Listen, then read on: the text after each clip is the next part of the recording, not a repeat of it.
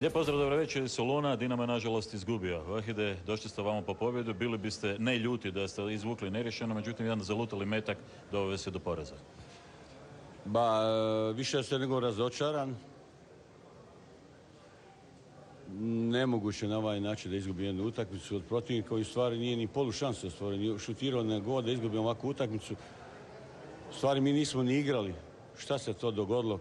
Zbog čega su ovi kao najbolji igrači potpuno da to ne mogu da vjeruje. Kad smo imali loptu, nismo igrali. Imali smo par šansi, a izgubiti na ovakav način za mene je više nego sramotno. Prvo poluvrijeme je Dinamo dominirao čak. Dominirali smo mi stalno.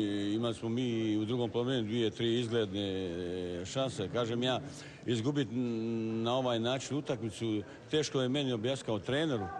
Jer ja nisam vidio ni jednu opasnost pred našim golom.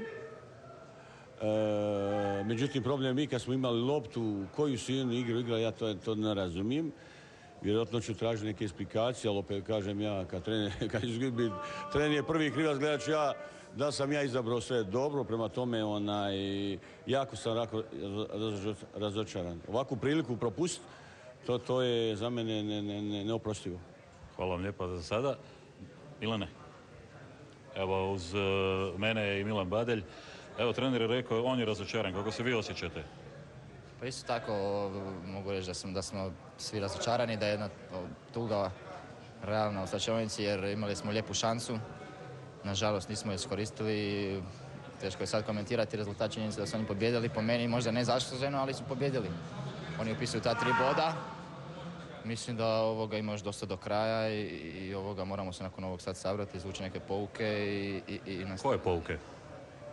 Pa mislim da smo previše respektirali protivnika. Jer objektivno mislim da smo mi bolja momčad od njih.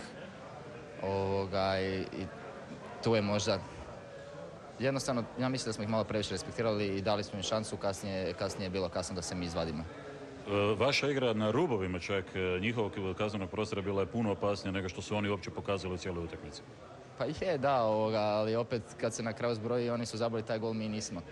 Činjenica je da nisu oni, ja se bar ne sjećam, možda sam još ruče glave, ali uz taj gol su imali možda još jednu, eventualno, stvarno se ne sjećam, su imali neku opasnost pred našim golom. Mislim da smo mi tu bili puno opasni, jedino je falio taj završetak da poentiramo. Hvala vam lijepa. Lijep pozdrav iz Soluna za sad.